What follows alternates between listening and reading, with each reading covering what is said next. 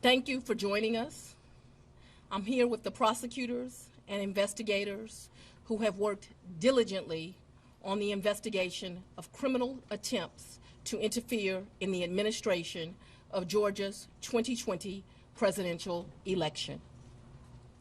Today, based on information developed by that investigation, a Fulton County grand jury returned a true bill of indictment, charging 19 individuals with violations of Georgia law arising from a criminal conspiracy to overturn the results of the 2020 presidential election in this state. The indictment includes 41 felony counts and is 97 pages long. Please remember that everyone charged in this bill of indictment is presumed innocent.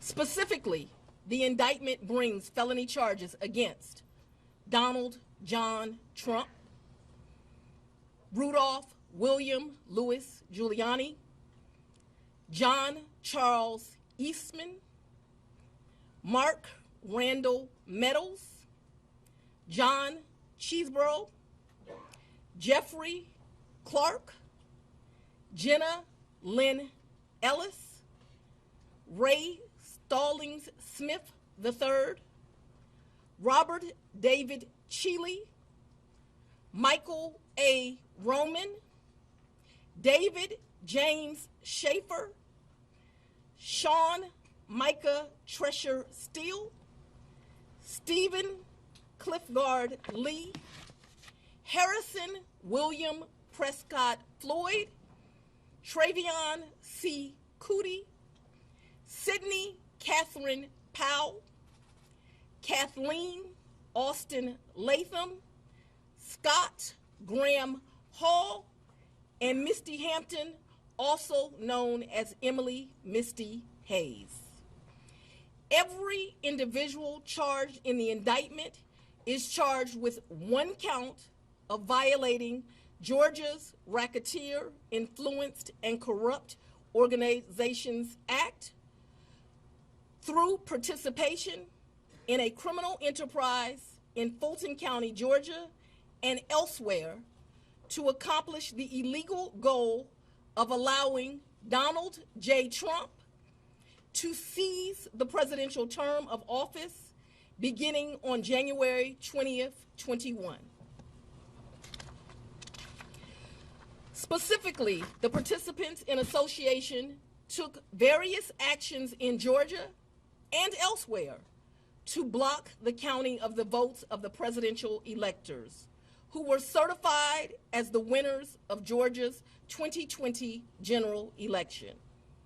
As you examine the indictment, you will see acts that are identified as overt acts and those that are identified as predicate acts, sometimes called acts of racketeering activity. Overt acts are not necessarily crimes under Georgia law in isolation, but are alleged to be acts taken in furtherance of the conspiracy. Many occurred in Georgia, and some occurred in other jurisdictions and are included because the grand jury believes they were part of the illegal effort to overturn the results of Georgia's 2020 presidential election. The acts identified as predicate acts or acts of racketeering activity are crimes that are alleged to have been committed in furtherance of the criminal enterprise. Acts of racketeering activity are also charged as separate counts in the indictment against those who are alleged to have committed them. All elections in our nation are administered by these states, which are given the responsibility of ensuring a fair process and an accurate counting of the votes. That includes elections for presidential electors, Congress, state officials, and local offices. The state's role in this process is essential to the functioning of our democracy. Georgia, like every state, has laws that allow those who believe that results of an election are wrong, whether because of intentional wrongdoing or unintentional error, to challenge those results in our state courts. The indictment alleges that rather than abide by Georgia's legal process for election challenges, the defendants engaged in a criminal racketeering enterprise to overturn Georgia's presidential election result. Subsequent to the indictment, as is the normal process in Georgia law, the grand jury issued arrest warrants for those who are charged. I am giving the defendants the opportunity to voluntarily surrender no later than noon on Friday, the 25th day of August, 2023. I remind everyone here that an indictment is only a series of allegations based on a grand jury's determination of probable cause to support the charges. It is now the duty of my office to prove these charges in the indictment beyond a reasonable doubt at trial. I would like to take a moment to thank the Superior Court Clerk, Shay Alexander, and her staff for staying late and making sure that this indictment was processed. I would also like to thank the men and women of Sheriff Labatt's office for keeping the courthouse open, but most importantly for keeping us safe over the weeks and months that have led up to this indictment, and for what I know they will continue to do to keep us safe. We also want to thank the Atlanta Police Department and other law enforcement partners who have worked with the sheriff to keep us safe.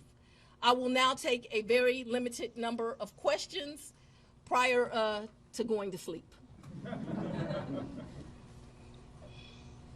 I'll go first. Madam District Attorney. If you don't mind, Surveil 11 to 11 alive. Quick question: can you clarify in Georgia the mandatory minimum when it comes to RICO charges, whether it's servable by probation or how that might play out? The RICO charges has time that you have to serve, so it's not a probated sentence. Madam District Attorney, what's the timetable for the trial? What is the timetable for the trial? Yes. As you know, in this jurisdiction, trials are set by the judges. And so it will be the judge that sets the date of the trial. This office will be submitting a proposed scheduling order within this week. However, that will totally be at the discretion of the judge. And you want to be you're the fourth person, fourth jurisdiction now to indict Donald Trump. You would be the fourth one to try him, or could you move it up? You want to be the first to try him? I don't have any desire to be first or last. I want to try him and be respectful for our sovereign states. We do want to move this case along, and so we will be asking for a proposed order that occurs a trial date within the next 6 months. Madam District Attorney, earlier today there was a fictitious document, according to the Fulton County Clerk's Office, that was circulated online with charges against former President Donald Trump. That fictitious document matched exactly the charges that we now see in this indictment. Can you tell us more about that document leak? Because now you have the former president's lawyers who are saying that this is emblematic of a serious problem with your office. No, I can't tell you anything about what you refer to. What I can tell you is that we had a grand jury here in Fulton County. They deliberated till almost 8 o'clock, if not right after 8 o'clock. An indictment was returned. It was true billed, and you now have an indictment. I am not an expert on clerks' duties or even administrative duties. I wouldn't know how to work that system, and so I'm not going to speculate. Next question. Have you had any contact with this special counsel about overlap between these cases, and do you intend to try all of these defendants together? Do I intend to try the 19 defendants in this indictment together? Yes. Yes. And have you had any contact with the special counsel about the overlap between this indictment and the federal indictment? I'm not going to discuss our investigation at this time. I'm I'm going to take. What do you make of the arguments made by former President Trump that this is a politically motivated indictment? I make decisions in this office based on the facts and the law. The law is completely nonpartisan. That's how decisions are made in every case. To date, this office has indicted, since I've been sitting as a district attorney, over 12,000 cases. This is the 11th RICO indictment. We followed the same process. We look at the facts, we look at the law, and we bring charges. Will you try this case yourself, Has the Ms. jury Willis? been cleared? Sit down.